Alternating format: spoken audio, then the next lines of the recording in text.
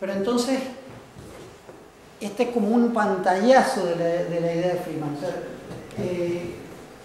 ¿cuál es la idea central en Freeman? La idea central es claramente que la cognición y el cerebro se comportan como un sistema dinámico, ¿no? Y más específicamente que la intencionalidad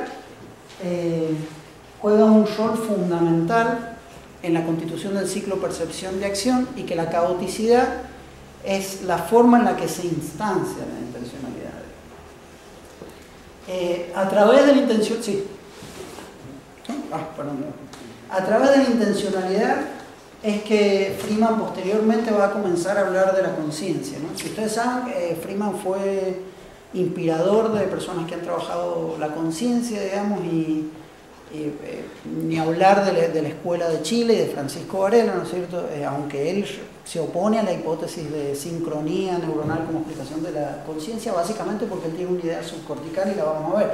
La intencionalidad para Freeman tiene su origen en el sistema límbico, en el hipocampo principalmente, pero en varias estructuras límbicas que tienen que ver con el aprendizaje y la emoción, ¿no? Es decir, con esta idea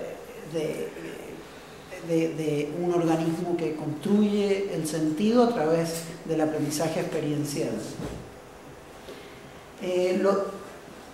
Vamos a ver que en el fondo, a partir de estudios muy prototípicos, muy restringidos a ciertos ámbitos, como los del bulbo olfatorio, se hizo una hiperexpansión, digamos, a muchos otros estudios empíricos, y el modelo, la verdad, se portó bastante bien para muchos estudios, digamos.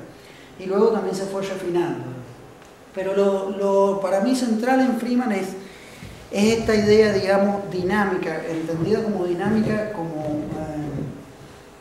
principalmente como un sistema espaciotemporal que puede, digamos, en la cual interacciona la percepción y la acción continuamente a través de la intencionalidad. Y esa es como la nueva metáfora, digamos, que es la misma metáfora que tienen muchos sistemas dinámicos. Entonces, haciendo como una especie de análisis de algunos supuestos, uno puede decir que una teoría tiene un núcleo fuerte, ¿no es cierto?, no muy refutable empíricamente, y es lo que sostiene la teoría, ¿no es cierto? Este núcleo claramente está basado en esta idea de sistema dinámico, pero además está un poco restringido por un marco conceptual, ¿no es cierto?, que especifica algunos componentes. Por ejemplo, la idea esta de una comprensión espaciotemporal, no solo empíricamente, sino conceptualmente. El cerebro en sí sería una estructura espaciotemporal, ¿no es cierto?, de información. Básicamente basándose en modelos de ecuaciones diferenciales y, ¿no es cierto?, usando modelos topológicos no lineales. Y a nivel, digamos, más explicativo o más epistemológico, usando la idea de esta acción local a global, ¿no es cierto?, o circularidad causal, depende, digamos, en qué texto de Freeman, pero son ideas similares, pero la idea de emergencia, ¿no es cierto?, o una idea, un subtipo radical de noción de emergencia de causalidad global a local, ¿no? Y a la vez, mucho más tenue y más ambiguo, ¿no es cierto?, la idea de esta matemática instanciada en la cabeza, ¿no? Eso es bastante más sutil en Freeman. Pero también hay aspectos como complementarios, digamos, no centrales a la teoría, pero que tienen que ver con el conocimiento de dominio del área, y es la idea, bueno, de la intencionalidad, con una definición bastante somera de intencionalidad, claramente tomista, ¿no?, muy centrada en el ciclo acción-percepción y en la conducta creativa, digamos.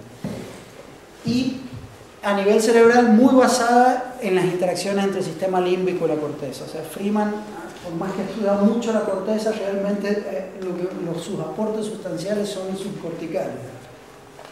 Y luego las extensiones empíricas que se han logrado, básicamente, Freeman trabajó muchísimo expandiendo el cassette model, y luego principalmente Cosma, ¿no es cierto?, pero muchos otros, Harter, desarrollaron también bastante esta idea de un modelo multicapas que exhibe dinámicas bajodimensionales cuando está actuando, por ejemplo, cuando está percibiendo, ¿no es cierto?, en las capas más altas.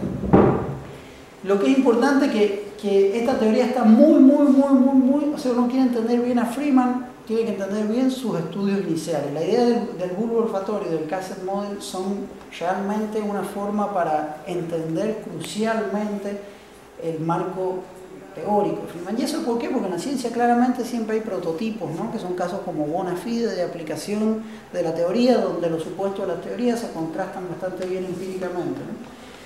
Pero lo que no está explícito en la teoría de Friedman, y que ustedes pueden discutir y que puede ser un punto de debate, pero en mi opinión es que básicamente hay realmente un proceso de analogía. No hay una inferencia lógica para decir que las propiedades de un sistema caótico son las propiedades del cerebro o que son las propiedades de la mente. Eso para mí realmente es un isomorfismo a priori para poder comparar herramientas de distintos dominios y que yo entiendo que es válido desde ciertos marcos de la ciencia,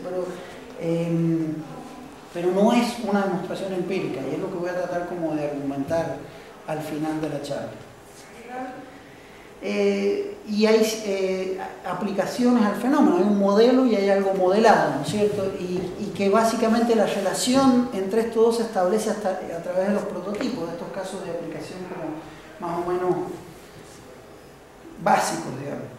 Entonces, la idea nuclear es un sistema dinámico topológico con una ontología procesal. ¿Qué quiere decir eso?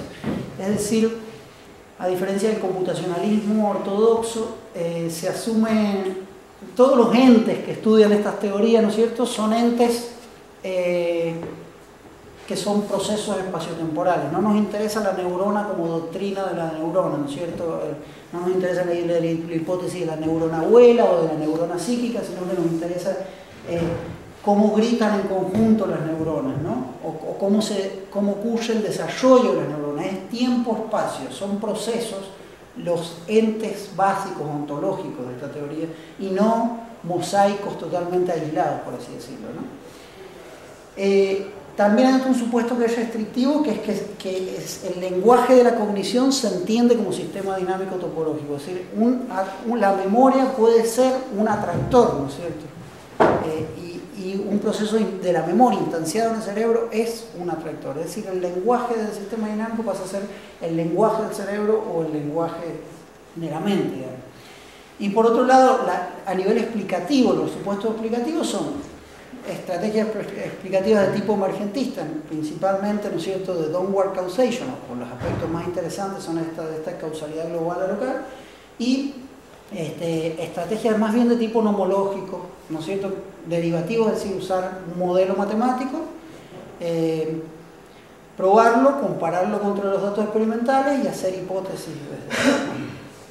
Este modelo se contrasta ¿contra qué? Contra esos fenómenos, ¿no? Los fenómenos que se ocupan en neurociencia cognitiva y en ciencia cognitiva, estas teorías son eventos sinérgicos, son eventos que el computacionalismo mucho no le interesaba, la coordinación entre percepción y acción, la coordinación sensoriomotora, ¿no? La coordinación que ocurre en fenómenos intencionales, que ocurren en fenómenos conscientes, siempre usando la metáfora espaciotemporal y aliándose muchas veces, no siempre, pero muchas veces con estos enfoques, por así decirlo, alternativos de la cognición, como de la cognición situada, el embodied cognition y demás.